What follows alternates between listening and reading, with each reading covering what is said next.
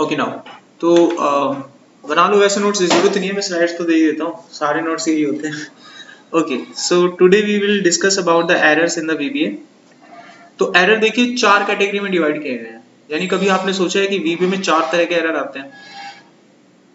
तो इसमें जो पहला एरर आपको देखने को मिलेगा, this is the syntax error. Got it? अभी सिंटैक्स एरर क्या होता है इसको समझते हैं। It produce when you have mistake in the syntax. जब भी आप कोई सिंटैक्स मिस्टेक करते हैं तभी एरर आता है, और ये तब आता है जैसे आप एंटर की हिट करते हैं। अगर आपने कोई सिंटैक्स मिस्टेक कर दी, सिंटैक्स का मतलब होता है जैसे आप कहीं पे कॉमा लगाना भूल गए, डबल कोट्स लगाना भूल गए, सेमीकोलन लगाना भूल गए, ब्रैकेट लगाना भूल गए, और भूल भी गए और आपने तुरंत एंटर प्रेस कर दिया। जैसे ही आप एंटर प्रेस करेंगे आपको एक एरर आ जाएगा। अब यहाँ कोड को देखिए, इसमें किस तरह का एरर आ सकता है। प्रॉपर नोट्स है, आपको दिक्कत नहीं आएगा। वैसे सब लिखा, एरर 1 लिखा, उसके बाद मैंने एक वेरिएबल डिक्लेयर कर दिया n that are of integer type. अब मैंने किसी एक सेल से, यानी शीट के एक सेल से एक डाटा उठाया और उसको वेरिएबल n में डाल दिया। उसके बाद मैंने इफ लिख के उसको कंपेयर किया, क्या n की वैल्यू 1 है। अब देखो इसके बाद यहाँ देन लगाते हैं ना। अब मैंने वो सिंटैक्स मिस्टेक कर दी, मैंने देन नहीं लगाया, मैंने प्रोटोकॉल फॉलो नहीं करा, और जैसे ही मैंने एंटर मारा तो क्या आ जाएगा, एरर आ जाएगा। समझ में आया? तो इस तरह से जो एरर आता है that is called syntax error. जो चीज मुझे लगेगी मुझे करनी चाहिए मैं उसको प्रैक्टिकली करूंगा, मुझे लगता है ये आप कर लेंगे, इसमें कोई बड़ा काम नहीं है। Got it? अच्छा, दूसरा जो एरर आता है उसको देखिए, और इन बिटवीन कोई चीज समझ में ना आए तो आप बोल सकते हैं, मैं उसको प्रैक्टिकली करके दिखा दूं। सेकंड टाइप ऑफ एरर जो होता है उसे हम बोलते हैं कंपाइल टाइम एरर। अभी जो कंपाइल टाइम एरर होता है इसके बारे में समझिए, ये कब आता है। It is something little bit different from the syntax error because the syntax error occur when you press enter. Syntax error की तरह ही होता है ये, लेकिन थोड़ा सा डिफरेंस है। सिंटैक्स एरर कब आता है, जब आप एंटर प्रेस करते हो। ये कब आता है, जब आप कोई स्टेटमेंट मिस करते हो, स्टेटमेंट ही भूल गए पूरा का पूरा। जैसे इफ स्टार्ट किया आपने और इफ को बंद करना भूल गए, इफ को बंद ही नहीं करा आपने, जैसे नीचे लगाते हैं ना लास्ट में एंड इफ करके, आपने उसको लगाया ही नहीं, तो वो एरर दे देगा आपको। देखो यहाँ पर एक एग्जांपल देखते हैं।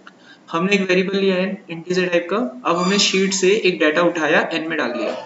अब मैंने यहाँ पर इफ कंडीशन लगाई, अगर n की वैल्यू ग्रेटर देन 0 है तो मैंने एक मैसेज प्रिंट किया, हाय हेलो। अब इस इफ को बंद भी तो करना था, हम उसको बंद करना भूल गए, तुरंत एरर आएगा, we have miss the end if statement. और इस तरह से जो एरर आता है उसे हम क्या बोलते हैं, कंपाइल टाइम एरर। क्लियर है यहाँ तक? तो दो एरर हमने देखे, सिंटैक्स एरर जब आप कोई सिंटैक्स मिसप्लेस करते हो, कोई सिंबल मिसप्लेस करते हो, और कंपाइल टाइम एरर जब आप कोई स्टेटमेंट ही छोड़ देते हो, पूरा का पूरा स्टेटमेंट। तो काफी हद तक ये मिलते जुलते हैं। अब नेक्स्ट देखते हैं हम यहाँ पर, अगला जो एरर आता है हमारे पास that is called run time error. ठीक है, रन टाइम एरर देखो क्या होता है। It occur when we run our code, here we have our code that is syntactically correct.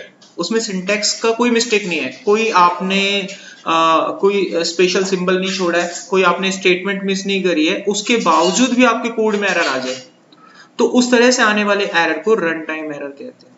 ठीक है, अब ये एरर आता क्यों है उसका एक एग्जांपल देखते हैं। एग्जांपल देखो यहाँ पर, if we try to open a workbook that does not exist in your computer. Workbook open करने का कोड हमने सीखा था ना, सेव करना, ओपन करना वर्कबुक। अगर हम कोई ऐसी वर्कबुक खोलें जो हमारे कंप्यूटर में मौजूद ही नहीं है, तो उस वक्त जो एरर आता है वो रन टाइम एरर आता है। क्योंकि आपने जब कोड बनाया तो वीबीए को क्या पता है ये फाइल मौजूद है कि नहीं है, तो वो सिंटैक्टिकली क्या करेक्ट है। तो वर्कबुक कैसे ओपन करते हैं, वर्कबुक्स डॉट ओपन, ये हमने पढ़ा था ना, फाइल नेम, और यहाँ पर आपकी फाइल का नाम। अब जिस फाइल को मैं खोल रहा हूँ उसका नाम मैंने लिखा है authenticate.xlsx, वो डेस्कटॉप पे पड़ा हुआ है। लेकिन मान लो ये फाइल डेस्कटॉप पर है ही नहीं, तो जब आप इस कोड को रन करेंगे तो क्या आएगा, एक एरर आएगा, because this file doesn't exist. तो आपने इसमें देखा कि ये भी एक एरर है, लेकिन ये एरर ना तो आपके एंटर प्रेस करने पर आ रहा था, और ना ही कोई सिंटैक्स मिस्टेक आपने किया, ना कोई स्पेलिंग मिस्टेक आपने किया, उसके बावजूद भी एरर आ गया।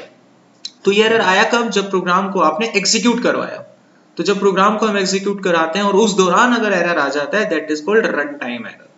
ये समझ में आ गया? तो हमने देखा कि 3 तरह के एरर हमारे पास थे। एक था सिंटैक्स एरर, एंटर प्रेस करने से आता है वो। दूसरा था कंपाइल टाइम एरर, स्पेलिंग छोड़ते हैं, पूरा का पूरा स्टेटमेंट छोड़ते हैं तब वो एरर आता है। एक लास्ट हमने देखा that is called a run time error, और ये कब आता है, जब आप अपने प्रोग्राम को रन करते हैं।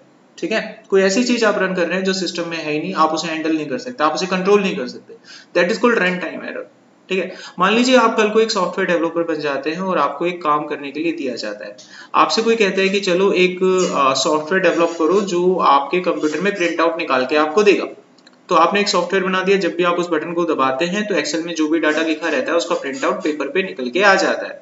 सिंपल, आपने बना के दिया। अब मान लीजिए किसी कैंडिडेट को जब आपने वो दिया किसी क्लाइंट को और उसने उस सॉफ्टवेयर को अपने घर पे जाके रन किया तो उस पर एक मैसेज आया प्लीज अटैच द प्रिंटर। अब ये बताइए इसमें डेवलपर को बुलाएंगे आप या किसको बुलाएंगे, इसमें किसका गलती है? इसमें डेवलपर क्या कर लेगा अगर आप डेवलपर को बुला देंगे तो? भाई वो बोल रहे हैं ना प्रिंटर अटैच करें, हार्डवेयर वाले को बुलाएंगे हम। So that is called run time error. कोई मिस्टेक आपने ऐसी करी, जैसे फाइल नहीं है वहां पर तो इसमें डेवलपर को थोड़ी ना बुलाएंगे। जब डेस्कटॉप पे फाइल ही नहीं तो कोडिंग में क्या गलती है जब फाइल ही मौजूद नहीं? तो इस तरह की चीज को डेवलपर हैंडल नहीं कर सकता। आगे समझ में? अब एक और एरर आता है जिसको हम लोग ही हैंडल करते हैं और वो बहुत इंपॉर्टेंट होता है, that is called logical error. इसको मैं रन करके दिखाऊंगा। देखो लॉजिकल एरर क्या होता है, if we do some mistake in a logical then the logical error will occur। और लॉजिकल एरर कौन लाएगा, लॉजिकल मिस्टेक कौन करेगा, जो सॉफ्टवेयर बनाएगा। यानी ये गलती किससे होती है, डेवलपर से होती है। लॉजिकल मिस्टेक हमेशा डेवलपर से होती है। अब ऐसे बहुत सारे लॉजिक होते हैं जिसमें हम हमेशा गलत होते हैं। जैसे कि फॉर एग्जांपल आपको मैंने एक प्रोग्राम बनाने के लिए कहा, मैंने कहा कि आपको यूजर से 2 नंबर लेने हैं, आपको आते हैं नंबर लेने, आप ले लोगे इनपुट बॉक्स में। अब आपने 2 नंबर ले लिया, अब उसके बाद मैंने आप लोगों को बोला कि इन दोनों नंबरों को प्लस करो, आप कर भी दोगे प्लस। कोड कैसे बनाओगे, इनपुट बॉक्स एक वैल्यू n में डाली, इनपुट बॉक्स दूसरी वैल्यू m में डाला, उसके बाद आपने एक वेरिएबल सम लिया, सम के अंदर कर दिया n प्लस m, यही तो करोगे और आंसर प्रिंट हो जाएगा। अब मैंने आपको बोला कि 2 नंबर लो और उनको डिवाइड करो, आपने एक नंबर n में लिया, दूसरा m में लिया और उसका आंसर स्टोर कर लिया x में। कैसे लिखोगे, n डिवाइड बाय m, ऐसे तो करोगे। अब जब आपका प्रोग्राम रन हो रहा है, ध्यान से देखना, जब आपका प्रोग्राम रन हुआ तो पहला बॉक्स आया इनपुट बॉक्स, उसमें आपसे पूछा गया please enter the first number, आपने नंबर डाल दिया 10। उसके बाद दूसरा इनपुट बॉक्स आया, उसने आपसे फिर से पूछा प्लीज एंटर द नंबर, इस बार आपने डाल दिया 0 यानी 0। अब आपने नीचे कोड में क्या लिखा हुआ था, n डिवाइड बाय m, तो क्या होगा 10 बटा 0। तो 10 डिवाइड बाय 0 जब जाएगा तो क्या होगा, लॉजिकल एरर। किसी नंबर को 0 से भाग थोड़ी ना करते हैं। So that is the logical mistake. तो इसमें क्या होगा, आपका प्रोग्राम फिर से चलना बंद कर देगा। अब इसका सबसे बड़ा ड्रॉबैक पता है क्या है, अगर आपने अपने प्रोग्राम में कोई लॉजिकल मिस्टेक कर दी है तो आपका प्रोग्राम तुरंत बंद हो जाएगा और जो रिमेनिंग कोड होता है, आगे का कोड होता है, वो भी एग्जीक्यूट नहीं होता। ठीक है, इससे हमारे सॉफ्टवेयर को वहीं पर बग मिल जाएगा और हमारा सॉफ्टवेयर वहीं पर बंद हो जाएगा। इस चीज को ध्यान में रखते हुए जितनी भी बड़ी बड़ी प्रोग्रामिंग लैंग्वेजेस हैं, उन्होंने एक टेक्निक इन्वेंट किया और उस टेक्निक को बोलते हैं एरर को हैंडल करने की टेक्निक। यानी लॉजिकल एरर अगर आते हैं तो उसको हैंडल कैसे करना है। अगर आप ऐसा नहीं करोगे ना, उससे आपको 2 नुकसान होंगे। आपने सुना होगा, आप लोग सभी एंड्रॉइड फोन तो यूज करते हैं, एंड्रॉइड में जावा का इस्तेमाल किया जाता है, एंड्रॉइड की कोडिंग में जावा का इस्तेमाल किया जाता है। तो आप में से कोई भी बच्चा अपना एक्सपीरियंस मेरे साथ ऐसे शेयर करके बताए कि जब आपके फोन का ब्लूटूथ खराब होता है तो क्या आपके फोन पे कॉल आना बंद हो जाता है, क्या आपके फोन से कॉल जाना बंद होता है, फोन चलता रहता है ना। तो जो चीज खराब होती है वही खराब होती है ना, बाकी की चीजें चलती रहती हैं। तो उन्होंने क्या किया हुआ है, हर प्रोग्राम के ऊपर एक लॉजिक लगा रखा है। ब्लूटूथ पे एक लॉजिक होगा, इनकमिंग कॉल कैसा रही है उस पर एक लॉजिक होगा, होगा कि नहीं होगा। हर एक के लिए सॉफ्टवेयर आप इंस्टॉल करते हो, सॉफ्टवेयर क्या है, सारा प्रोग्राम होता है। लेकिन अभी हमने देखा कि अगर एक लॉजिकल मिस्टेक आती है तो सारा सॉफ्टवेयर चलना बंद हो जाता है। अभी मैंने आपको यही समझाया, लेकिन यहाँ तो चल रहा है। इसका मतलब उन्होंने हर लॉजिक को हैंडल कर रखा है। किस तरीके से हैंडल कर रखा है, अगर हम भी ये सीख जाए तो क्या होगा। अगर मान लीजिए मैंने 4 लॉजिक लगा रखे हैं अपने कोड में और मैंने चारों लॉजिक को हैंडल कर रखा है, उससे हमें फायदा क्या होगा, अगर कल को किसी एक लॉजिक में गड़बड़ होगा वही नहीं चलेगा, बाकी के 3 चलते रहेंगे। अगर हम उसको हैंडल नहीं करेंगे तो क्या होगा, एक में गड़बड़ आया सारा बंद। यही चीज डीटीएच में यूज होती है। आप देखते हैं ना डीटीएच सिग्नल आते हैं आपके पास, तो आपने देखा होगा सोनी का टीवी नहीं चल रहा, बाकी का दूसरा चैनल चल रहा होता है। फिर आप कस्टमर केयर को कॉल करते हैं और उसको बोलते हैं कि मेरा ना सोनी चैनल नहीं चल रहा है, तो वो आपसे एक चीज पूछता है, वो कहता है कि एरर कोड बताओ क्या आ रहा है। जैसे आप उसको एरर कोड बताते हैं वो समझ जाता है प्रॉब्लम ये आ रही है। इसी तरीके से जब हम लॉजिक लगाते हैं ना तो उसमें कोड आता है, एरर कोड। उस एरर कोड से हमें पता लगता है कि प्रॉब्लम क्यों आ रही है। जैसे डिवाइड बाय 0 एरर आ रहा है, या array out of bound error आ रहा है, फाइल नोट फाउंड एरर आ रहा है, इसलिए हम अपने कोड को हैंडल करते हैं। लॉजिक समझ में आ गया, ऑब्जेक्टिव क्या है वो क्लियर हो गया आपको। तो यहाँ पर हमने देखा कि किसी भी नंबर को जब हम 0 से डिवाइड करते हैं तब उस वक्त लॉजिकल मिस्टेक हो जाती है और हमारा प्रोग्राम बंद हो जाता है। अब एक एग्जांपल देखिए यहाँ पर, फिर इसको बना कर देखिए। मैंने एक कोड बनाया, यहाँ पर n लिया, m लिया, z लिया, n के अंदर नंबर डाला, m में डाला, फिर z के अंदर मैंने n डिवाइड बाय m कर दिया। अब क्योंकि n की वैल्यू को मैं 0 से डिवाइड कर रहा हूँ, 10 को 0 से डिवाइड कर रहा हूँ, that is the logical error. अब मेरा ये कोड रन नहीं करेगा और कोड मेरा बंद हो जाएगा। चलो इसको एक बार चेक करते हैं एक्चुअली कैसे बंद होगा। तो हमने ओपन किया एक्सेल, ये ऑन किया, developer tab, visual basic, insert module. तो हम सिंपल एक कोड बनाते हैं। सब दिख रहा है सबको? यहाँ पर लिखा है M1।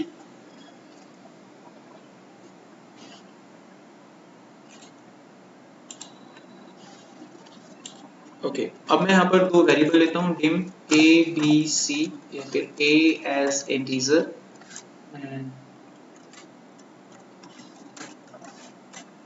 मैंने तीन वेरिएबल लिख लिए, एक साथ ऐसे ले सकते हैं। a में डाला 10, b में डाला 0 और c में डाला a डिवाइड बाई b। उसके बाद मैंने मैसेज बॉक्स लिया और मैसेज बॉक्स में c की वैल्यू को डिस्प्ले करा दिया। नवीन सामने देखो। अब उसके बाद मैं क्या कर रहा हूँ ना, कुछ आगे का रिमेनिंग कोड कर रहा हूँ, कुछ और चीजें लगा रहा हूँ, मैं अपने लॉजिक लगा रहा हूँ। सिंपल सी बात है। मैंने यहाँ पर क्या करा, एक वेरिएबल और ले लिया। Let us suppose the variable name is d, ऐसी ले लिया। Got it? या फिर डी लो मत लो, आपकी कॉल है। मैंने आगे का नीचे कोड किया हुआ है, एक दो मैसेज लिखे हुए हैं, यूजर नाम लिखे हुए हैं बंदों के। मैंने यहाँ पर नाम लिख दिया रमेश, एक और लिख दिया मैंने मैसेज बॉक्स और कमल लिख दिया मैंने। ऐसे कोड चल रहा है आगे का नीचे का रिमेनिंग कोड है। So now if I run the code, क्या होता है देखिए। If I run the code, ये क्या है, लॉजिक आपका यहाँ लग रहा है, डिस्प्ले स्टेटमेंट यहाँ लग रही है यहाँ पे, ठीक है। कितने लाइन का कोड है? ये लाइन ठीक है, कोई दिक्कत नहीं है। This line is also correct, no error. This line having an error, this line is actually having an issue, क्योंकि आप 10 को 0 से भाग कर रहे हैं, तो यहाँ पर प्रॉब्लम है। जैसी प्रॉब्लम आई, इसने आप देखा ना ताव देखा, नीचे के कोड को भी ब्लास्ट कर दिया, नहीं चलने दूंगा। बैठ गया यहाँ धरने पे, देखो आगे डिवाइड बाय 0, नीचे को कोड नहीं चलेगा। The remaining code is also stop. चीज समझ में आ गई? और इसने एरर का कोड नंबर दिया, दिख रहा है 11 नंबर कोड, ऐसे ही आता है वो डीटीएच पे एरर कोड नंबर। सही 11 नंबर कोड फिर कैसे डिफाइन करेंगे क्या? नहीं, धीरे धीरे जब प्रैक्टिस करोगे तो आपको याद होगा। डिवाइड बाय 0 का 11 नंबर कोड है। कभी कोई दूसरा एरर आएगा तो उसका कोड नंबर आएगा, तीसरा कोई एरर आएगा तो उसका कोड नंबर आएगा। So every time when you fit the error you will learn your things, ठीक है। You will upgrade your skills. जब जब एरर आएगा, ऐसे ही था ना एल्बर्ट आइंस्टाइन का लॉजिक। मैं वो 10,000 तरीके जानता हूँ जिसे बल्ब नहीं जान सकता। किसी को पता ही नहीं था, लेकिन उसको पता था। उसने अपने फेलियर में भी क्या देखा, सक्सेस देखी। समझ रहे हो बात? तो यही चीज होती है। अभी हमने क्या देखा कि यहाँ पर एक एरर आ चुका है, एरर का कोड हमें पता लग गया। तो 11 नंबर किसका एरर कोड होता है हमारा? डिवाइड बाय 0 का एरर कोड होता है। साथ में वो नीचे मैसेज भी दे देता है। तो आपने देखा कि लॉजिकल एरर आने की वजह से कोड आपका रिमेनिंग चल नहीं पा रहा है। अब इसको हैंडल कैसे करते हैं, चलिए देखते हैं। एरर हैंडलिंग टेक्निक, इस पे हमें फोकस करना है हमें। अब इसको एरर को हैंडल करने के लिए ये स्टेटमेंट यूज की जाती है, on error go to label. इसको ध्यान से समझिए कोड को। ये यूज होता है on error go to label, ठीक है। अब देखो सेम कोड चल रहा है मेरा। मैंने जब वो लॉजिक लगाना स्टार्ट किया ना नीचे, तो यहाँ पर लगा दिया on error go to label. तो इसका मतलब क्या हुआ, अगर मेरे कोड में लॉजिकल एरर आएगा तो मैं एक लेबल पर चला जाऊं और उस लेबल का नाम मैंने कुछ भी लग देना है, जो भी आपका मन करे। तो on error go to label, ये चीज आपको याद रखनी है, ठीक है। अब नीचे देखिए लॉजिक चल रहा है, सेम टू सेम है। लॉजिक चल रहा है, मैं यहाँ पर क्या कर रहा है, एग्जिट सब। एग्जिट सब का मतलब अपने कोड से बाहर आ गया मैं, प्रोग्राम फिनिश, मैं अपने कोड से बाहर आ गया।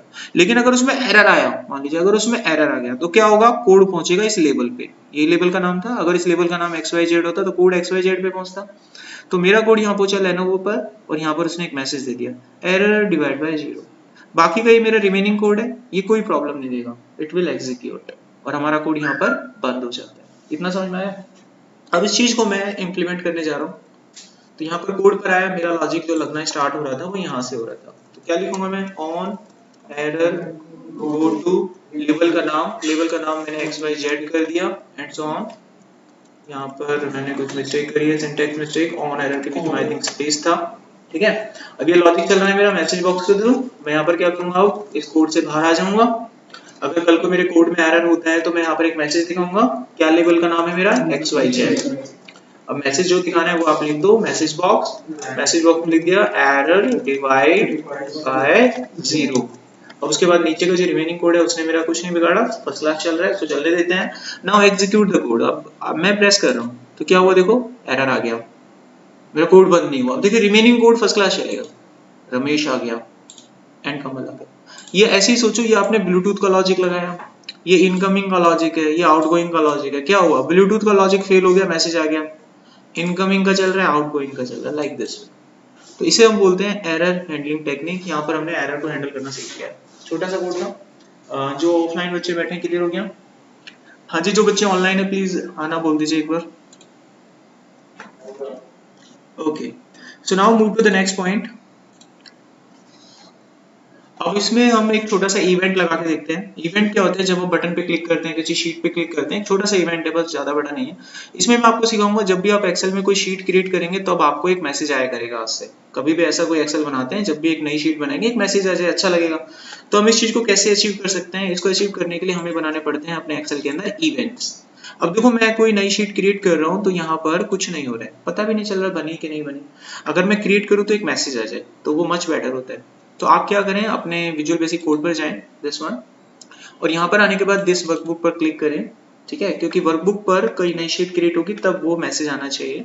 अब आपको यहाँ से वर्कबुक सेलेक्ट कर लेना है, ये देखिए इस वाले ऑप्शन से यहाँ से वर्कबुक सेलेक्ट कर लेना है। वर्कबुक सेलेक्ट करने के बाद आपको यहाँ पर इवेंट्स, ये इवेंट्स होते हैं, ठीक है। तो यहाँ पर ओपन का इवेंट है, लेकिन मेरे को क्या चाहिए, नई शीट का, तो ढूंढना पड़ेगा आपको। न्यू शीट करके कहीं आ रहा होगा, just check it, new sheet आ गया। तो जब भी कोई नई शीट बनेगी तो उसका इवेंट खुल चुका है, खुल गया कोड, देखो ये रहा। अब मैं यहाँ पर जो भी लिखूंगा वो कब फायर होगा, जब भी मैं उस नई शीट के ऑन होने पर क्लिक करता हूँ ना, तब ये कोड चलेगा। तो मैं यहाँ पर कोड भी लिख देता हूँ, message box new sheet created successfully. तो मैंने वो मैसेज यहाँ पर लिख दिया है, ठीक है। अब मैं, चलो इसको मिनिमाइज करते हैं। अब मैं वापस उसी शीट पे आ गया। अब देखो ये शीट है, ये मैंने बटन दबाया, ये मैसेज आ गया। जब जब आप नई शीट बनाएंगे तब तब आपको वो मैसेज आने लगे। इनको इवेंट्स कहते हैं। दुनिया भर के इवेंट्स आप अपने रिक्वायरमेंट के हिसाब से वहां पर जाकर रिसर्च करके अपने इवेंट्स फॉलो कर सकते हैं, ठीक है।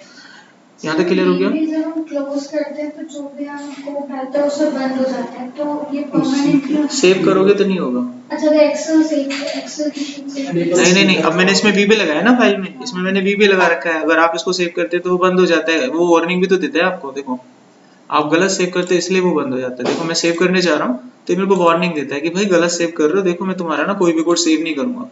अगर पढ़ लिख के अगर हम उसको इग्नोर करते हैं तो इट्स आवर फॉल्ट है ना, एक्सेल का फॉल्ट नहीं है। देखिए मैं इसको सेव कर रहा हूँ यहाँ पे, गॉट इट, और डेस्कटॉप पे सेव कर रहा हूँ। मेरे को वार्निंग दे तो रहा है साहब। अब इस वार्निंग को ध्यान से पढ़ाओ तो आपके क्वेश्चन का आंसर यहीं पे है।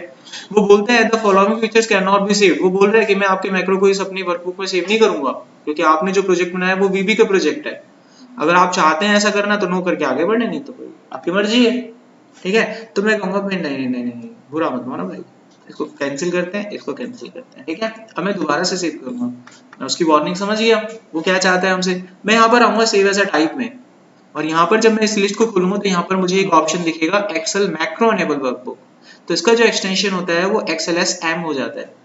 अब इस फाइल को अगर आप सेव करते हैं तो ये फाइल सेव हो जाएगी, बाकायदा चलेगी भी। अब इस फाइल को मैं डेस्कटॉप पर सेव करता हूँ, और ये देखिए फाइल में डेस्कटॉप पे सेव कर दिया। अब इस फाइल को मैं बंद कर देता हूँ। अब मिनिमाइज करते हैं, डेस्कटॉप पर वो फाइल मौजूद है। अगर मैं इस फाइल को खोलता हूँ तो इसमें पूरा VBA का कोड मेरा लिखा हुआ है, जो मैंने अभी बनाया था। क्या बनाया था, एरर हैंडल कुछ बनाया था, ये देखिए कुछ नहीं हुआ गायब, ठीक है। चलिए गुड यहाँ तक। ओके, नेक्स्ट पर आते हैं। अगला जो मेन इंपॉर्टेंट पॉइंट है, आई होप इसके को आप बना लेंगे, ये काम की चीज है। अब हम सीखते हैं वर्क ऑन फॉर्म। फॉर्म पर कैसे काम करना है। अभी तक आप लोगों ने क्या देखा है कि एक्सेल होता है, एक्सेल में आप एंट्री करते हो, लेकिन एक्सेल को सॉफ्टवेयर की भाषा में बदला जाता है। वो क्या करते हैं, इसके छोटे छोटे फॉर्म्स बना लेते हैं। आप फॉर्म में एंट्री करते हो, जो भी एंट्री आप फॉर्म में करते हैं वो अपने आप बैकएंड में एक्सेल में चली जाती है। हमें एक्सेल खोलना ही नहीं पड़ेगा। हमें किसी क्लाइंट को एक्सेल थोड़ी ना देने। अगर हम किसी क्लाइंट को एक्सेल देंगे और मैं आपसे कहता हूँ कि चलो मेरे पास इतने क्लाइंट हैं, उन सबकी एंट्री करो, तो आप तो मेरा सारा रिकॉर्ड देख लेंगे। अगर मैं आपसे कहता हूँ फेसबुक अगर आपको ऐसे दिखा दे तो पता नहीं चल जाएगी कि अरे उस फलाना बंदे की आईडी ये रही, उसका पासवर्ड ये रहा, दिखेगा नहीं आपको, सब दिख जाएगा। फेसबुक नहीं दिखाता है ऐसा। फेसबुक सिर्फ आपको फॉर्म दिखाता है जिसमें सिर्फ आप अपना रिकॉर्ड डालते हैं, एंटर करते हैं, उसके बाद आपको अपना भी नहीं दिखता कि आपने क्या डाला क्या नहीं डाला। Clear point. तो फॉर्म इसलिए होते हैं। अब इसको थोड़ा यहाँ पर देखिए ध्यान से। यहाँ पर आप देख रहे हैं एक्सेल में मेरे पास एक डाटा है, employ name, email ID, date of birth, gender, और यहाँ पर रिकॉर्ड एंटर हो रहा है। लेकिन रिकॉर्ड में एक्सेल में जाके एंटर कर ही नहीं रहा हूँ, मैंने तो एक फॉर्म बना लिया ऐसे सॉफ्टवेयर टाइप का, मैं तो फॉर्म में एंट्री कर रहा हूँ, दिख रहा है आपको। हम इस फॉर्म में कर रहे हैं एंटर। जब हम इस फॉर्म में कोई डाटा एंटर कर रहे हैं तो वो डाटा अपने आप इसके अंदर जा रहा है, समझ गए। अब इसको कैसे बनाना है चलो देख लेते हैं, स्टार्ट करें। बनाऊं कि ना बनाऊं, ठीक। अच्छा देखिए अब हम इसको स्टार्ट करते हैं। तो कैसे करना है, सबसे पहले आप एक्सेल ओपन कर लेना। कौन सा करूँ, ये एक ही है ना, ठीक है। तो मैं यहाँ पर ले लेता हूँ शीट का नाम चेंज करता हूँ और इसका नाम लिखता हूँ रजिस्ट्रेशन। एक एक स्टेप को अपने हिसाब से ध्यान रखना मैं क्या करूँ। अब मैं यहाँ पर जो रिकॉर्ड एंटर करूंगा उसके बना लेता हूँ कुछ एट्रीब्यूट्स। ठीक है, तो मैंने बनाया नेम और क्या था, ईमेल, एक डेट ऑफ बर्थ और एक जेंडर। तो मैं इतनी बड़ी कोडिंग नहीं, मैं नेम को डालूंगा अभी धीरे धीरे करके। कभी भी कोई बिल्डिंग बनती है एक साथ नहीं बनती है। ठीक है, अभी हम सिर्फ एक फॉर्म में नेम बनाएंगे, बटन सबमिट करेंगे, नेम यहाँ पे आएगा। तो हमारा पहला टारगेट है, जब वो अचीव हो जाएगा तब हम दूसरा बनाएंगे, तीसरे को लाएंगे, चौथे को लाएंगे, एक एक करके आगे बढ़ना है। तो मैं इसका फॉर्म डिजाइन करूंगा पहले। ये रिकॉर्ड मैं ऐसे ले लेता हूँ, थोड़ा हाईलाइट कर लेते हैं इसको कि हमें पता रहे कि यहाँ तक मैं डाटा डालूंगा बस। ठीक है, हेडिंग्स को थोड़ा डेकोरेट कर लेते हैं। Okay done. अच्छा, अब मुझे क्या करना चाहिए, फॉर्म डिजाइन करना चाहिए। फॉर्म कहाँ से डिजाइन होता है, डेवलपर टैब से होता है। डेवलपर टैब में जब मैं जाता हूँ तो विजुअल बेसिक को ऑन कर लिया जाता है। विजुअल बेसिक को ऑन करने के बाद आप जाते हैं इंसर्ट में। आज मॉड्यूल नहीं लेना, आज लेना है आपको यूजर फॉर्म। ठीक है, हम यूजर फॉर्म ले लेते हैं। फॉर्म आ गया, फॉर्म को आप अपने हिसाब से छोटा बड़ा कर लो, ये देखिए अपने हिसाब से कर लो। अच्छा, राइट क्लिक करेंगे इस फॉर्म पर और इसकी प्रॉपर्टी खोलेंगे। प्रॉपर्टी खोलेंगे तो यहाँ पर फॉर्म का नाम आ रहा है, इसका नाम क्या है, यूजर फॉर्म 1। ठीक है, और यहाँ पर लिखा आएगा आपको कैप्शन, देखिए यूजर फॉर्म 1, दो जगह दिख रहा है सेम चीज। अच्छा, ये मेरे फॉर्म का नाम है, कोडिंग के वक्त काम आएगा। कैप्शन होता है ये जो यहाँ फॉर्म में दिख रहा है आपको। तो मैं यहाँ कैप्शन में जाऊंगा और इसको चेंज कर दूंगा। इसको मैं नाम रख देता हूँ रजिस्ट्रेशन। देखो ऊपर नाम चेक होके आ रहा है ना, रजिस्ट्रेशन। तो देखिए मेरे फॉर्म का आज से नाम हो गया रजिस्ट्रेशन। अब इस रजिस्ट्रेशन फॉर्म को यहाँ पर टाइटल दूंगा रजिस्ट्रेशन करके।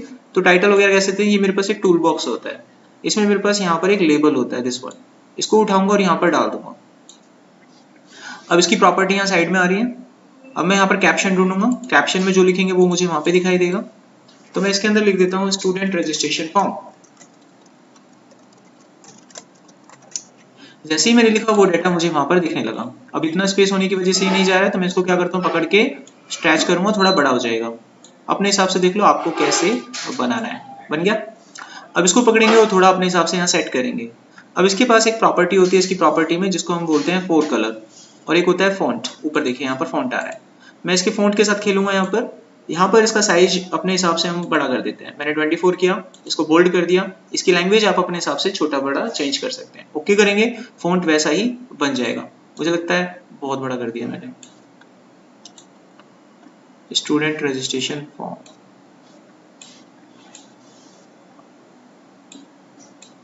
ठीक है, पूरी स्क्रीन पर हो गया एडजस्ट। इतना कर दिया मैंने। अब मैं इस फॉर्म का इसका कलर जो है वो चेंज करता हूँ। यहाँ पर आएंगे वापस और फॉन्ट पे जाके इसका साइज थोड़ा ज्यादा बड़ा लग रहा है, मैं 18 करता हूँ। अब 4 ग्राउंड कलर होता है, इसमें हम फॉन्ट का कलर चेंज करते हैं। कोई भी कलर आप यहाँ से उठा लो, देखो ये रहे सिस्टम कलर, प्लेटलेट्स पे जाके भी कलर उठाए जा सकते हैं। तो मैं रेड ले लेता हूँ, तो रेड फॉर्म यहाँ पर आपको दिख रहा है। अब इस फॉर्म को अपने हिसाब से एडजस्ट कर लो कहाँ पर करना है। ठीक है, फॉर्म आ गया। एक बार बताया, अब मैं जितने भी यहाँ पर डिजाइन लूंगा उनको मैं डेकोरेट इतना नहीं करूंगा, सीधा सीधा लूंगा और चिपका दूंगा। अब आप देखते रहिए, मुझे क्या चाहिए, सिर्फ अभी नेम चाहिए, नेम मेरे को डालना है। तो मैंने एक और लेबल लिया और यहाँ पर लगा दिया। इसका मैं प्रॉपर्टी पे जाऊंगा और यहाँ पर कैप्शन पे जाऊंगा। कैप्शन पे जाके यहाँ पर लिख देता हूँ यूजर नेम, या फिर जो आपने एक्सेल की फील्ड में कॉलम का नाम रखा था वही रखो, कोई दिक्कत नहीं आएगा। मैंने नेम रख दिया, नेम आ गया यहाँ पे। बाकी फॉर्मेट होता है थोड़ा छोटा बड़ा, आप अपने हिसाब से कर लो। तो ये मैंने बोल्ड कर दिया, इसका साइज 12 कर दिया, ओके करा एंड ऑन दैट्स। अब इसके सामने मुझे चाहिए एक टेक्स्ट बॉक्स जिसके अंदर यूजर जो है कुछ भी इनपुट कर सके। उसके लिए मुझे टेक्स्ट बॉक्स यहाँ से मिलेगा, इस कंट्रोल के लेना है और यहाँ पर छोड़ देना है। टेक्स्ट बॉक्स का साइज आप अपने हिसाब से ऐसे कंट्रोल कर सकते हैं, छोटा बड़ा कर सकते हैं। अब इस टेक्स्ट बॉक्स को कोडिंग में यूज करना होता है, क्योंकि यूजर इसके अंदर डालेगा और आपको इस टेक्स्ट बॉक्स से डाटा उठाना है। तो मुझे इस टेक्स्ट बॉक्स का नामकरण करना पड़ेगा। तो इसका नामकरण हम यहाँ से करेंगे। यहाँ पर लिखा हुआ है नेम, मैं इसको चेंज करके यहाँ पर लिख देता हूँ टेक्स्ट नेम, ऐसे। तो आज से इसका नाम है टेक्स्ट नेम, वो मुझे यहाँ पर दिख रहा है, देखो टेक्स्ट नेम। मैं यहाँ से इस पे काम कर सकता हूँ, इसकी वैल्यू उठा सकता हूँ। इतना काम हो गया। अब मुझे चाहिए एक बटन, तो बटन मुझे कहाँ पर मिलेगा, यहाँ मुझे button button button command button, इसको मैं उठाऊंगा और यहाँ पर डाल लेता हूँ। फिलहाल मैं यहाँ डाल लेता हूँ, बाकी और भी कंट्रोल बाद में चाहिए होंगे, मैं यहाँ पर लिख लेता हूँ। अब इसको सिलेक्ट करेंगे, इसको सिलेक्ट करेंगे तो यहाँ पर भी कैप्शन आ रहा है। कैप्शन पे जाएंगे और यहाँ पर लिख देंगे रजिस्टर। तो देखिए रजिस्टर बटन बन चुका है। बाकी इसकी भी सजावट आप कर सकते हैं, बैकग्राउंड कलर चेंज करना, फॉन्ट को बड़ा करना, छोटा करना, वो सारी चीजें अभी भी एप्लीकेबल रहेंगी। हम वापस यहाँ पर जाते हैं फॉन्ट पे, इसका भी साइज में इसका 10 कर देते हैं, बोल्ड करते हैं, ओके करते हैं, वो बड़ा हो चुका है। एंड नाउ आप बैकग्राउंड कलर वगैरह जो भी है you can easily do this. तो मैं इसका साइज बड़ा करता हूँ थोड़ा। तो मैंने एक बटन ऐसे फॉर्म में बना लिया है। इतना समझ आ गया सबको? अब मैं क्या चाहता हूँ कि जब भी मैं फॉर्म को लोड करूँ तो टेक्स्ट बॉक्स खाली आना चाहिए। अगर आपने पहले से इसमें कुछ डाल रखा होगा तो वो दिखने लगेगा। तो मैं चाहता हूँ कि जब मेरा फॉर्म इनिशियलाइज हो, ध्यान से समझिए, जब मेरा फॉर्म इनिशियलाइज हो उस वक्त मेरे फॉर्म में जो भी डाटा है वो खाली हो जाए। ठीक है, तो इसके लिए मैं कोडिंग कैसे करूंगा? आप जाएंगे जब यहाँ कंट्रोल पे तो यहाँ यूजर फॉर्म आता है, इस पर डबल क्लिक करें, ये यूजर फॉर्म ही खुलता है। इससे कभी भी आपको वापस यहाँ पर आना हो, इस पर डबल क्लिक करके मैं यूजर फॉर्म पे आ सकता हूँ। अब आपको जाना है इसके कोड पे, तो कोडिंग पार्ट कहाँ से खुलता है? राइट क्लिक करो, व्यू कोड। जैसे ही आप इसके व्यू कोड पे क्लिक करेंगे तो फॉर्म का व्यू कोड आ चुका है। यहाँ से आपको यूजर फॉर्म लेना है। ये देखिए यूजर फॉर्म आ गया। आपने जितने भी कंट्रोल लिए थे सारे कंट्रोल दिख रहे हैं ना आपको? देखिए text name, label 1, label 2, command button सारे दिख रहे हैं। मुझको क्या करना है? यूजर फॉर्म पे काम करना है। मैंने यूजर फॉर्म को सिलेक्ट करना है। यूजर फॉर्म को सिलेक्ट करने के बाद यहाँ से इवेंट्स लेना है। कौन सा इवेंट लेना है? इनिशियलाइज का। देखो आ गया। तो मुझे कोडिंग यहाँ पे करनी है। तो कोडिंग क्या करनी है? मुझे टेक्स्ट बॉक्स को खाली करना है। क्या नाम था टेक्स्ट बॉक्स का? टेक्स्ट नेम, याद करो ये नाम दिया था ना। मुझे इसकी वैल्यू को क्या करना है बच्चों? खाली करना है, ऐसे खाली। इससे क्या होगा? अगर मेरे फॉर्म में पहले से कोई डाटा किसी ने भर रखा होगा और मैं दोबारा से उस फॉर्म को एग्जीक्यूट करूंगा तो वो खाली आएगा, पुराना डाटा नहीं आएगा उसमें। इतना काम हमने कर लिया। अब इस फॉर्म को चलाते कैसे हैं? फॉर्म पर क्लिक करें और ये बटन दबा दें, या फिर फॉर्म पर यहाँ से जाएं डायरेक्ट और ये बटन दबा दें। ये क्या बोल रहा है भाई? नहीं चला। क्यों नहीं चला? अब चला। M1 मैंने बनाया नहीं कुछ। M1 क्या पंगा हो गया? पढ़ने दो। The macro is the processor disable, please refer to the online help. मेरा मैक्रो डिसेबल्ड हो गया, क्यों भाई? Host application recommend how to enable the macro. ऐसा मैंने क्या कर दिया? मेरे मैक्रो बंद हो गए। एक मिनट, इस कोड को चलाते हैं। बंद हो गया मैक्रो। मैं इस एक्सेल को बंद करके दोबारा बनाता हूँ, ठीक है? अच्छा फाइल सेव करवाया मैडम जी आपने। तो मैक्रो बंद हो गया। दोबारा चलाते हैं। एक्सेल ऑन कीजिए। एक मैक्रो का कोड बना के फटाफट से पहले उसको चला के देख लेते हैं। Just go to the visual basic, insert module, serve macro 1 and message box hi, and now fire the code, so it is running, got it। अब मैं क्या करता हूँ? इंसर्ट में जाता हूँ और यूजर फॉर्म बनाता हूँ। अब मैं बिल्कुल भी, मेरी विश नहीं है कि मैं इसको सजाऊं, फटाफट फेंकूंगा बस। राइट क्लिक करेंगे, प्रॉपर्टी पे जाएंगे और मैं यहाँ पर इसके कैप्शन पे जाके लिख देता हूँ रजिस्ट्रेशन फॉर्म। तो ये रजिस्ट्रेशन फॉर्म बन गया। अब एक और लेबल लेंगे और यहाँ पर लिखेंगे नाउ। तो यहाँ पर जाकर इसका कैप्शन दिखेगा, यहाँ पर मैं लिख दूंगा सीधा नेम। डेकोरेशन आप कर लीजिएगा, बता दिया है उसको। अब मेरे को लेना है एक टेक्स्ट बॉक्स, यहाँ बगल में गई एक टेक्स्ट बॉक्स लगा दिया मैंने यहाँ पर। टेक्स्ट बॉक्स का साइज आप अपने हिसाब से देख लीजिए। इसको सिलेक्ट करेंगे, इसको भी मुझे एक नाम देना पड़ेगा। टूल किट को इधर साइड में ले आइए और इसको नाम मैंने दे दिया टेक्स्ट नेम। कोडिंग करते वक्त आसान रहेगा वरना भूल जाते हैं। अब एक बटन चाहिए होगा, बटन मेरे को यहाँ से मिल जाएगा, ये लिखा मैंने बटन। बटन को भी ऐसे हम थोड़ा बड़ा कर देते हैं। बटन का नाम चेंज करेंगे, कैप्शन पे जाएंगे, यहाँ पर कर दिया मैंने रजिस्टर, ये रजिस्टर। तो यहाँ तक हमने फॉर्म बना लिया, ठीक है। हेडिंग को तो मेरे को बताना ही पड़ेगा, थोड़ा गड़बड़ हो जाएगा नहीं। तो हेडिंग का साइज मैं 18 लेकर चलता हूँ, बोल्ड कर देता हूँ, ओके करता हूँ, हुआ नहीं। हेडिंग का साइज 18 लेते हैं, अगेन बोल्ड करते हैं, ओके बटन दबाना है, हो गया। अब इसको अपने हिसाब से बड़ा कर लीजिए, इसको जहां भी चिपकाना है आप लगाकर छोड़ दीजिए। तो रजिस्ट्रेशन फॉर्म हमारे पास बन चुका है, बटन मेरे पास है। इसको चला के देखना है, जस्ट मुझे चला के देखने के लिए बटन में फायर करूंगा। तो फॉर्म देखिए फायर हो चुका है, दिख रहा है ना। अब इसमें कुछ भी मैं टाइप कर सकता हूँ। अब बात स्टार्ट होती है कोडिंग की कि यार इसकी वैल्यू एक्सेल में कैसे जाएगी। एक्सेल मतलब ये है मेरे पास। इस शीट का नाम मैं यहाँ पर चेंज कर लेता हूँ। शीट का नाम चेंज करने के लिए मैं यहाँ पर लिखता हूँ समथिंग लाइक रजिस्ट्रेशन या रजिस्ट्रेशन फॉर्म। अब यहाँ पर हम कुछ फील्ड्स बना लेते हैं। तो मुझे तो नाम एंटर करना है, बाद में जाकर ईमेल आईडी एंटर कराएंगे, फिर हम उसका डेट ऑफ बर्थ एंटर कराएंगे और उसके बाद हम जेंडर एंटर कराएंगे। तो अभी नेम को एंटर कराते हैं। ये डाटा लिया, इसको थोड़ा सा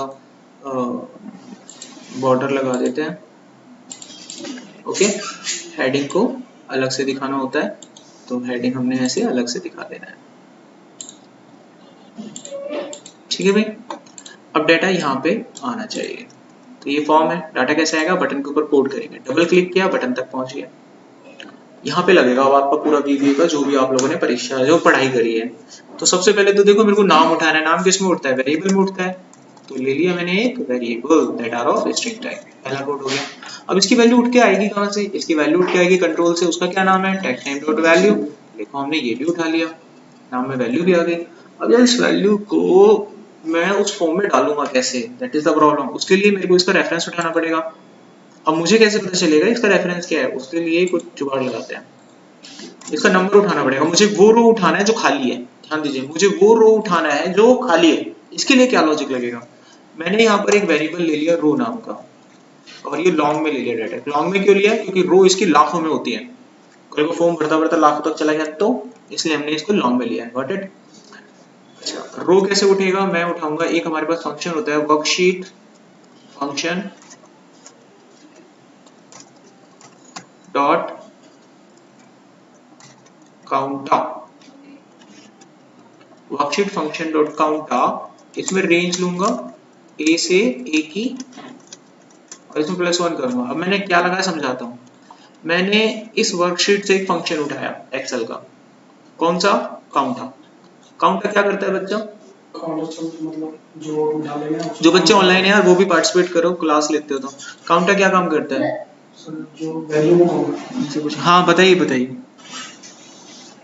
प्रिया, बताइए, आप बता रहे थे। जी सर, मुझे ये पूछना था जो आपने लिखा है वो एम्प्लॉय, उसका क्या मतलब है। कहाँ पे, लॉन्ग का ये डाटा टाइप है और ये मेरा वेरिएबल का नाम है। और ये मैंने इसलिए लिया है ताकि मैं रो का नंबर काउंट कर सकूं, खाली रो का नंबर, एम्प्टी रो। तो जब मेरे को एम्प्टी रो पता चल जाएगी, हाँ जी, लॉन्ग का मीनिंग बता रहे हैं ना कि एक लाख तक हो जाता है वो। लॉन्ग का और इंटीजर में फर्क ये होता है कि इंटीजर की एक रेंज होती है 32,767, आप उससे बड़ा नंबर उसमें नहीं डाल सकते। कल को एक्सेल की शीट में आप कोई डाटा डाल रहे हैं और उसमें रिकॉर्ड लाखों में चला गया तो कैसे डालोगे।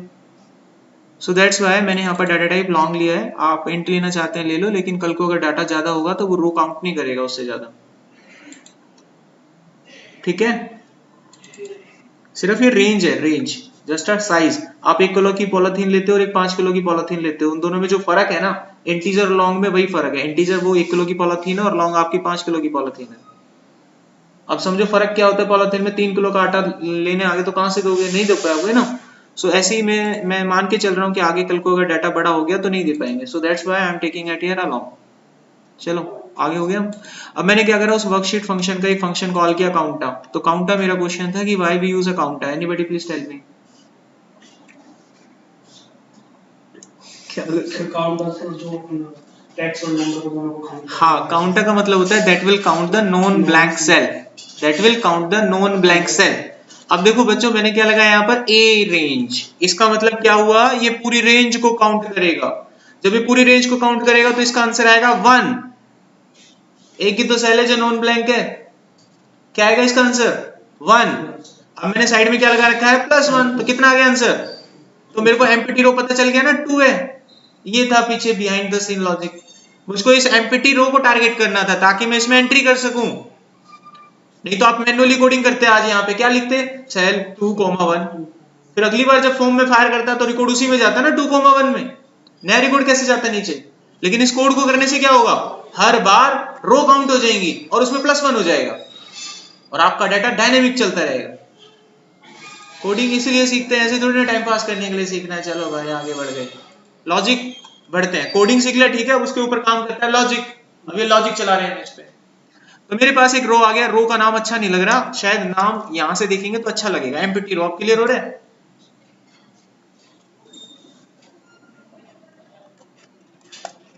एम्प्टी रो। तो मुझे एम्प्टी रो का पता चल गया। अब मैं क्या करूंगा, नेम की वैल्यू डालूंगा किस वाले सेल में, इस सेल में। तो इस सेल का नाम क्या है, सेल लिखूंगा मैं यहां पर, सेल एम्प्टी रो। रो पता लग गई, और ये नंबर 1 रहेगा हमेशा, ये चेंज नहीं होगा, ये तो 1 ही रहेगा ना। और इसके वैल्यू वाले पार्ट में मुझे एक वैल्यू डालनी है, that name is a name. तो मुझे यहाँ पर नेम लिखना है, बस हो गया काम। मजा आया, इतना सा घोड़ता हो गया। चला जाएगा नाम, और बिहाइंड द सीन ये कोड है बस। नाउ फायर, हाँ जी कहाँ पर, ये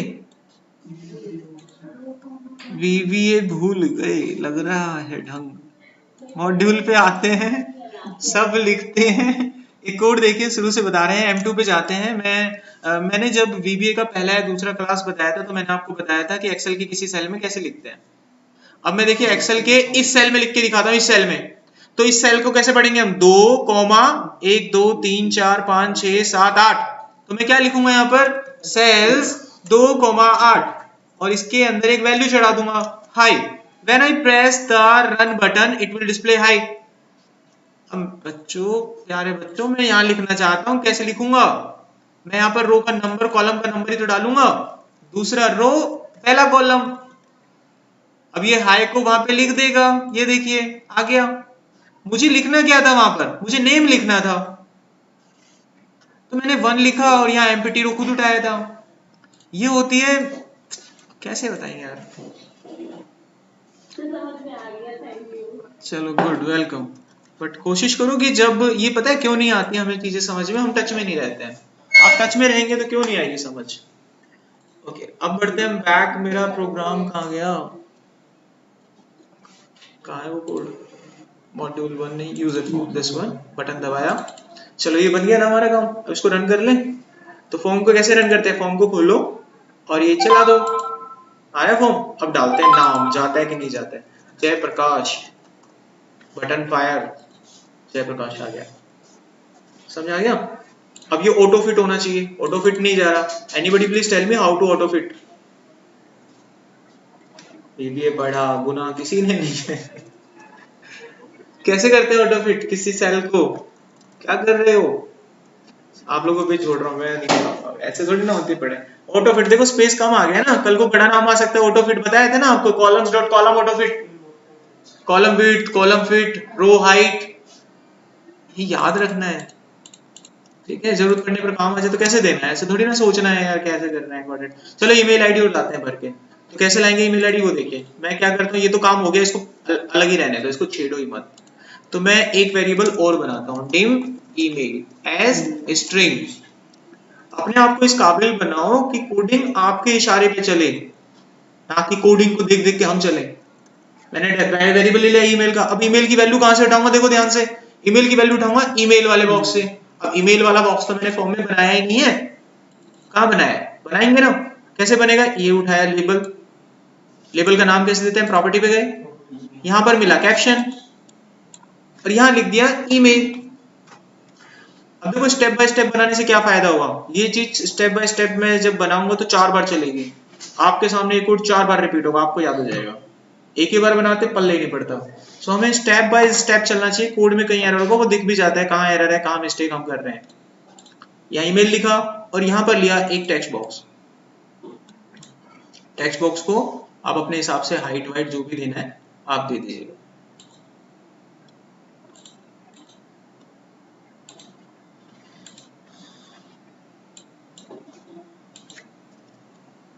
इसको बड़ा कर लो, हो गया। इसको नाम कैसे देंगे, राइट क्लिक करेंगे और यहां से नाम देंगे इसको, और इसको नाम में क्या दे दूंगा, टेक्स्ट ईमेल। आज से इसका नाम टेक्स्ट ईमेल है। अब जाओ अपने कोड पे, मैंने नाम उठा रखा है, आज से ईमेल भी उठा लेंगे। Email is equal to text email dot value, उठ गया। अब इसको डालना ही तो है सेल में, लिखा सेल्स, एम्प्टी रो तो वही रहेगा, बदल थोड़ी ना जाएगा, कॉलम का नंबर ही तो बदलेगा। वैल्यू, वैल्यू में डाल दिया ईमेल, हो गया। लो, 2 कोड बन गए हमारे। अब मैंने फॉर्म को इनिशियलाइज करने का कोड बनाया था, कहीं कहां पर मिलेगा मुझे, वो बनाया भी था कि नहीं बनाया था, आई होप सो बनाया होगा। वो मुझे कहां मिल सकता है, किसी और में बनाया था और वो एग्जीक्यूट नहीं हुआ था, इसमें नहीं बनाया था। Okay got it. तो मैं यहाँ पर बना लेता हूँ इसको, यूजर फॉर्म पे गया और यहाँ पर लिया इनिशियलाइज। अब मुझे इनिशियलाइज में क्या करना है, इस वाले कोड को तो बंद कर दो, मुझे इस वाले कोड में क्या करना है, जो टेक्स्ट बॉक्स मैंने 2 बनाए थे उनको खाली करके रखना है। तो कर देते हैं text name dot value empty, text email dot value empty. कभी भी फॉर्म चलाएंगे वो खाली आएंगे 2 कंट्रोल, ये कंफर्म है। अब हम अपने फॉर्म पे जाते हैं। अब हमने इतना कोड बना लिया कि 2 एंट्री होंगी। अब कोड को समझो, कोडिंग आपको ना पड़े, आप कोडिंग को पढ़ो, इस तरीके से समझो। अब मैं यहाँ रिकॉर्ड डालूंगा तो ये बताओ एंट्री कहाँ होगी? अरे वो मेरे को पता है भाई, हम कहाँ रहते हैं, इंडिया में, ये मुझे पता है। एंट्री कहाँ होगी? रो नंबर 2 में कि 3 में या 1 में? कहाँ होगी एंट्री? 3, रो नंबर 3, ये रो नंबर 3 ये रहा, यहाँ एंट्री होगी, क्योंकि मैंने यहाँ पर काउंटर लगाया हुआ है। यहाँ काउंटर लगाया हुआ तो वो क्या करेगा? नॉन ब्लैक सेल काउंट करेगा, वो आ जाएगा 2, +1 करने से उसकी एम्प्टी रो हो जाएगी 3, तो वो थर्ड रो को टारगेट करेगा ना, थर्ड रो के पहले सेल को, थर्ड रो के सेकंड सेल को। तो यहाँ पर अब डालते हैं एंट्री। मैंने डाला हरीश और ईमेल आईडी में डाल दिया harish@gmail.com। हमने क्या रजिस्टर, एंट्री चढ़ गई। अगर हमें कॉलम विड्थ ऑटो फिट आता तो ये क्या होता? ऑटोमेटिकली एडजस्ट हो जाता। अब हम इसको क्लोज कर दें, तो एंट्री हो गई। अब आते हैं नेक्स्ट कोड पर, इसको नीचे लेते हैं थोड़ा। नेक्स्ट कोड लेते हैं रेडियो बटन के लिए। लेबल लिया, यहाँ पे रखा, लेबल का नाम चेंज करा, कैप्शन पे गए, यहाँ पे लिखा जेंडर। कोई ना, जेंडर ले लेते हैं, क्या हो जाएगा, जेंडर में चढ़ाते हैं एंट्री। ओके, अब मैं यहाँ पर रेडियो बटन लेता हूँ। रेडियो बटन हमारे पास यहाँ पर ये हमने 2 रेडियो बटन ले लिए। पहला लिया सिंपल, अब इसका नाम हम कैप्शन में जाके चेंज करेंगे, तो मैंने सिंपली यहाँ पर मेल लिख दिया, मेल। अब इसको छोटा कर दीजिए थोड़ा सा, इतने में चल जाएगा काम। अब एक और दिखाना है, ये भी लगा दो यहाँ पर, इसको छोटा कर दो।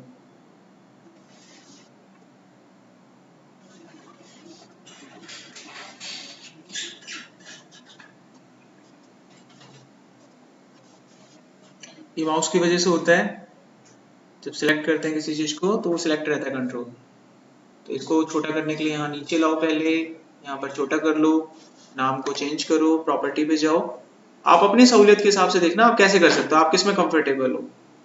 तो मैंने यहाँ पर लिखा फीमेल और ये हो गया। अब इस कंट्रोल को उसके ही बगल में यहाँ पे लगा देते हैं, लगा दिया। अब पता है इन दोनों में क्या है, ये दोनों सिलेक्ट हो जाएंगे। रन करके दिखाते हैं, ये देखिए ये दोनों सिलेक्ट हो जाते हैं। अगर ऐसा हो रहा है तो दिक्कत आएगी, लेकिन हो तो नहीं रहा है तो चलने दो। लेकिन आप एक काम करना, अगर ऐसा हो जाए आपके पास तो यहाँ पर एक ग्रुप नेम होता है, देखो दिख रहा है। ग्रुप में नेम में जाके दोनों को एक फैमिली का बना दो, दोनों को एक नाम दे दो, तो इससे क्या होगा, दोनों ग्रुप हो जाएंगे। ग्रुप होने से आपको क्या फायदा होगा, एक समय पर एक ही कंट्रोल सिलेक्ट होगा।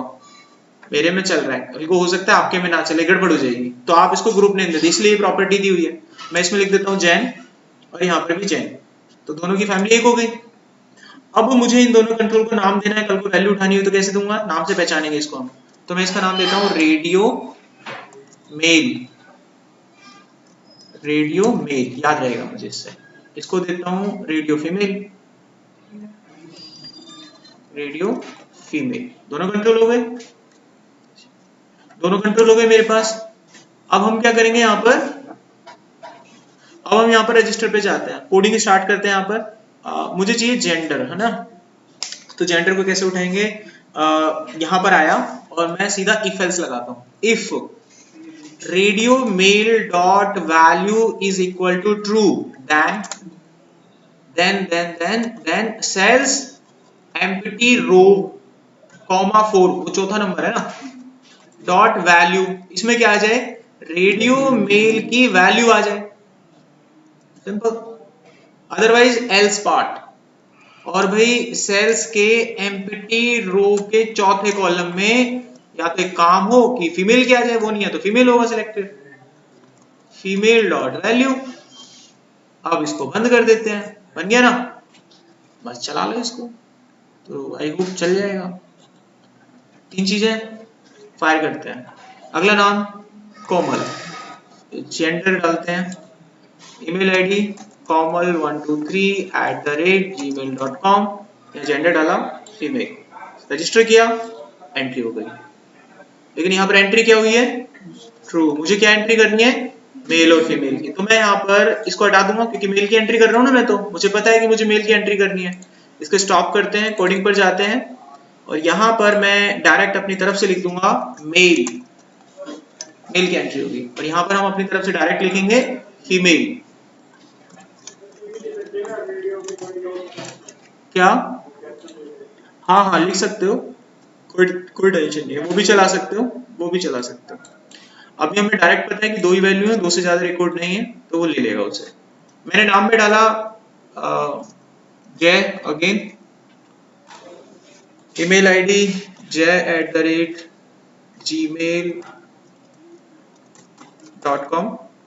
यहाँ पे लिया मेल, रजिस्टर, अब आ गया मेल। अब डेट ऑफ बर्थ रह गया खाली। अब डेट ऑफ बर्थ कैसे बनता है उसको भी देखो। यहाँ पर हमने कंट्रोल लिया वापस से और इसको नाम दे दिया डेट ऑफ बर्थ, और इस डेट ऑफ बर्थ को देने कोई बात नहीं, मुझे ध्यान है, डेट ऑफ बर्थ लिख दिया मैंने, ठीक है।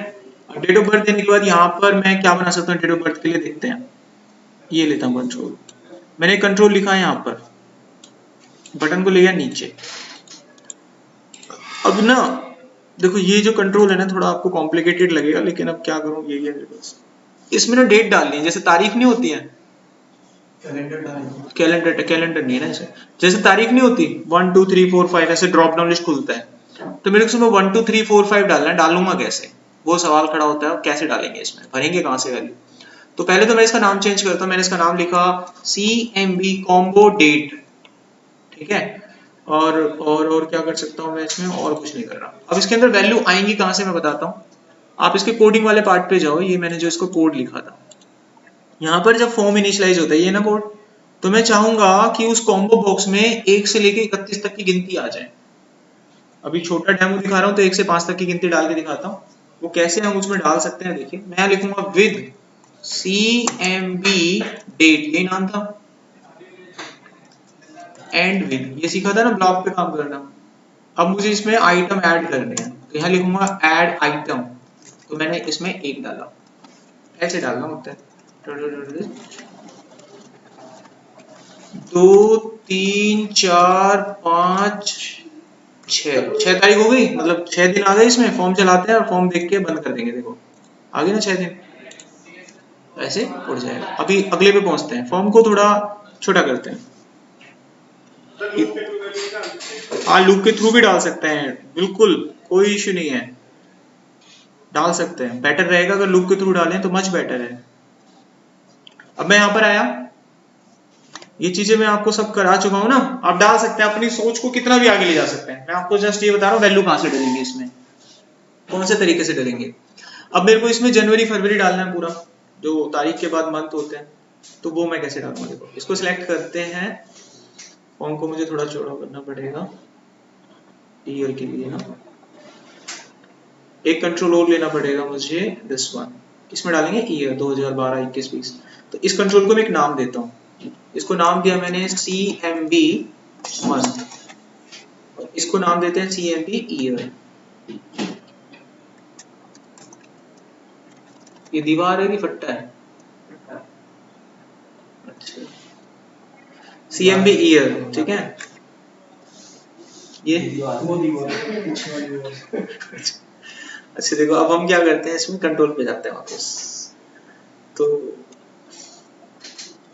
पता चले किसी को देख हमारा बटा दूसरे रूम में क्या हो। अच्छा हो जाते हैं रिवर्स, तो हम यहाँ पे लिखते हैं विद CMB मंथ, ठीक है। अब यहाँ पर करा एंड विद, अब मंथ कैसे ऐड करेंगे इसमें, देखो डॉट ऐड आइटम, तो जनवरी, इतना ही लिखता हूँ, तो इतने तो नहीं करूँगा, थोड़े बहुत करके दिखा देते हैं। फैक्ट मार्च अप्रैल, ये तो पूरा ही आ गया, ठीक है भाई। चलो 2 हो गए, अब लेते हैं ईयर वाला डाटा, तो मैंने लिखा with CMB year and with, इसके बाद मैंने यहाँ पर लिखा ऐड आइटम, यहाँ पे लिखा 2020 कॉपी पेस्ट 2021 2022, डन हो गया। हम कोड को फायर करते हैं ना, सुपर, अब सारा डाटा जाना चाहिए। तो मैंने इतना करा, आप ऐसे कितना भी बना सकते हैं ना, इतना ही बहुत है, सारे कंट्रोल ऑलमोस्ट हमने देख भी लिए। अब मैं यहाँ पर नेम में डालता हूँ ललित यादव, ललित ही डालते हैं, ईमेल में डाला lal@gmail.com मेल। हाँ जी, डेट सही कह रहे हो भाई, सही बोले। मैंने वो डिफाइन नहीं किया, कंट्रोल में जाएगी कैसे, ये तो लिखा ही नहीं ना कोड वैल्यू उठाने का। सही बोल रहे हैं। तो मैं यहाँ पर जाता हूँ और इसका कोड यहाँ लिखना भूल गया, तो यहाँ पर वैल्यू कैसे लाऊंगा उसके लिए सोचते हैं। देखो यहाँ पर मैं एक वेरिएबल बनाता हूँ डे, 3 वैल्यू उठानी है, डे मंथ ईयर। तो डे मंथ ईयर तीनों को स्ट्रिंग में ले लिया।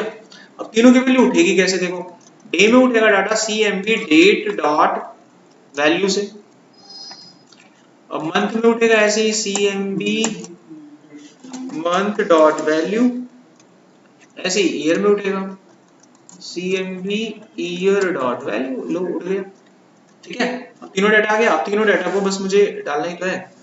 कहाँ गया फॉर्म, ये रहा सेल, यहाँ डाल देते हैं। यहाँ लिखा सेल्स एम्प्टी रो, रो का नंबर 3 रहेगा वैल्यू।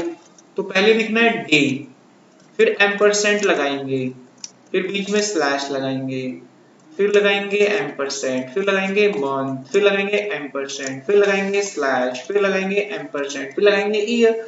सारा काम हो गया। अब चलाते हैं, अब डालते हैं वैल्यू ललित लाल रेगुलर @gmail.com। ये हो गया मेल। यहाँ पे तारीख उठाई, यहाँ से महीना उठाया, यहाँ से साल उठाया। अब मैंने रजिस्टर किया, आ गया रिकॉर्ड। बंद करते हैं और मैं आपको दिखाता हूँ वो रिकॉर्ड उसमें आ चुका है। डेट ऑफ बर्थ का साइज छोटा है, सो दैट्स व्हाई हम नहीं देख पाते। सर एक बार कोड की फोटो, कोड की फोटो, हाँ ले लो कोड की, जिसको फोटो चाहिए ले लो। कोड यही है बस, ये स्लाइड में नहीं होगा। स्लाइड में कोड कैसे दूंगा भाई, कोडिंग आप ले लो, फोटो बनाते रहना। ये लीजिए, लीजिए एम्प्टी रो तक गए, ठीक है। अब एम्प्टी रो के बाद का ये रहा कोड, सारा खत्म हो गया अभी। हाँ, अब इनिशियलाइज वाला कोड ले लो, ये इनिशियलाइज वाला कोड एक बार में आ जाएगा। ये डेट का आ गया, मंथ का आ गया, अब मंथ का और ईयर का ले लो, खत्म है ना। और भाई और कुछ नहीं है, फिनिश। अब फॉर्म जो मैंने डिजाइन किया था उसकी इच्छा है तो उसका ले लो। ये फॉर्म डिजाइन किया था हमने, अब देख देख के तो बन ही जाएगा, है ना। तो हमने फॉर्म पे काम कर लिया, वो कर लिया। अब इसमें जो 1-2 प्रोजेक्ट रह रहे हैं ना, उन्हें बना के देखेंगे नेक्स्ट क्लास में, फिर इसको खत्म कर देंगे। फिर आप लोगों का एक टेस्ट ले लूंगा मैं रैंडमली। तो सभी बच्चे रेडी रहिएगा टेस्ट के लिए। शनिवार को टेस्ट होगा और थर्सडे को हमारी लास्ट क्लास होगी। हाँ, क्लास का ये क्लियर नहीं हो पा रहा